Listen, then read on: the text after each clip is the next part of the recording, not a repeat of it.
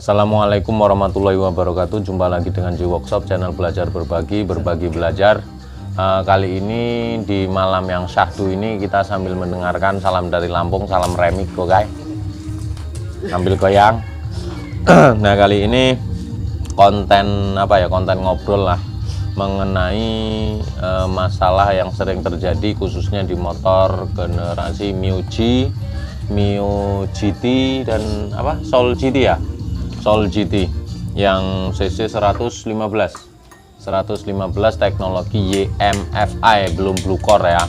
Kalau Blue Core itu di Mio M3 atau cc 125. Ini di bagian total body yang sering bermasalah. Nah ini yang bakal saya bagikan lah, mudah-mudahan bermanfaat. Masalahnya biasanya itu yang bermasalah di ISC, idle speed control, atau aktuator pengatur RPM bawah. Oke, sambil nikmati musiknya ya bos ya. Nah selain itu biasanya masalahnya juga di sini. Kalau ada yang bilang ini gobangan koinnya ini ada dua, koin depan sama koin bagian belakang. Nah kalau di motor yang lain kayak di motor Vario atau yang lain, ini setelan udaranya lah yang memasukkan yang membuka jalur masuknya udara masuk ke bagian silinder untuk pencampuran.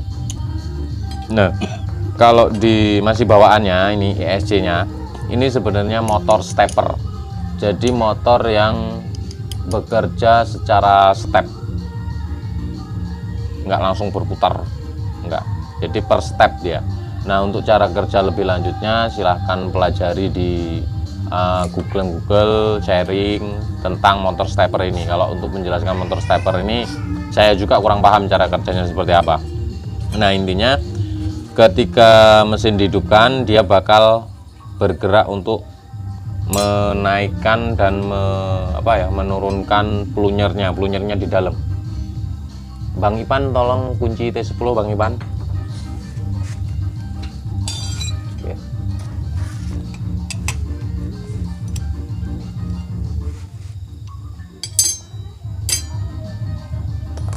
Jangan lupa bosku, sambil ngopi bosku. Jadi dibikin santai supaya lebih enjoy aja lah. Nah ini kondisinya udah rusak, makanya udah diakalin seperti inilah. Nah ini posisinya ngedrat di sini ini. Nah ketika dia berputar, karena seolah-olah kita pegang seperti ini, karena bagian dalamnya seperti ini, jadi dia nggak akan berputar gini, nggak akan ikut berputar. Jadi seperti kita tahan lah. Nah ketika ini berputar, ini bakal buka jalurnya, terus menutup jalurnya, jalur anginnya itu di sini nih, terus di sini nih. Oke kelihatan nih kelihatan kan, tembus di sini. Jadi dia menutup dan membuka jalur dari sini untuk masuk ke sini. Jadi ketika posisi nutup, dia RPM nya bakal turun, dan ketika posisinya terbuka dia bakal memperbanyak kapasitas anginnya atau volume anginnya, jadi RPM nya bakal naik. Simpel seperti itu cara kerjanya.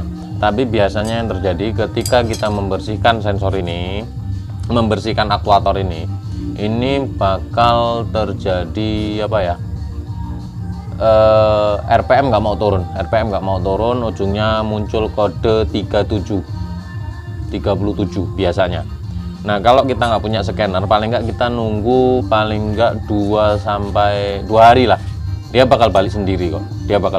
Karena nanti sensor O2 nya bakal membaca kalau campuran bensinnya terlalu kurus, makanya akhirnya memerintahkan ECU untuk memperkecil saluran angin ini itu. Tapi kalau Anda punya scanner, itu langsung lakukan learning AFR, itu udah cukup, atau reset ISC, itu udah langsung balik lagi. Nah kalau ini kendalanya udah rusak. Nah kalau untuk mau melakukan pembelian dan lain-lain, untuk ownernya memang kondisi ownernya masih tipis, budgetnya tipis. Nah makanya kita lakukan pembuatan ISC manual. Nih model seperti ini. Ini dari bahan seadanya lah. Ini aluminium saya bentuk seperti ini. Nih. Nah, ini fungsinya nanti untuk mendorong ini. Kalau kita mau tutup total seperti ini posisinya. Nih. Terus kalau kita putar ke arah kiri, karena ini kedorong per ini dia bakal balik ke lanjut. Kalau untuk ISC saya rasa cukup ISC manualnya. Kalau untuk cara kerjanya simpel seperti itu tadi. Tapi ini jangan ini tetap dipasang, karena kalau sampai ini nggak kepasang di soketnya, dia bakal keluar kode kerusakan ISC atau ISC tidak bekerja. Jadi ini kita pasang ke soketnya, terus ini terserah mau Anda potong sekalian atau Anda tutup, itu terserah. Oke. Jadi ISC-nya ini tetap berfungsi, tapi tidak menggerakkan ini. Kita untuk menggerakkan ininya pakai manual. Itu tetap berfungsi kok, layak pakai. Nah, penyakit yang selanjutnya ini di gobangan atau koin. Kadang kalau koinnya udah kemakan, dia gasnya udah mau kita setel, dia udah nggak mau turun. Nah, biasanya yang saya lakukan, karena ini kan gobangannya ada dua, depan dan belakang. Nah, saya lepas, saya cek mana yang di antara gobangan ini yang bisa saya pilih di antara duanya. Biasanya yang di bagian belakang ini biasanya gobangannya masih bagus, karena nggak langsung bersentuhan dengan kotoran dari area filter. Dari area filter itu nggak langsung kena yang bagian belakang. Nah, ini saya cabut, yang ini saya lepas, yang depan ini. Yang bagian belakang ini nggak saya pasang.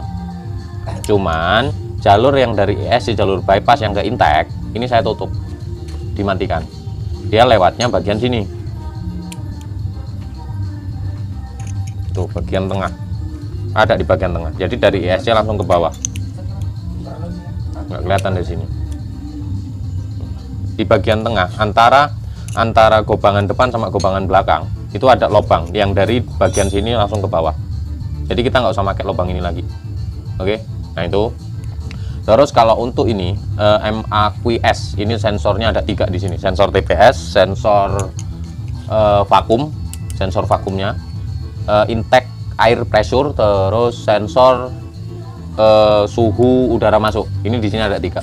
Biasanya yang pernah saya alami yang rusak itu intake air pressure. Kalau untuk sensor TPS-nya ini jarang rusak karena dia pakai sistem kotak poin.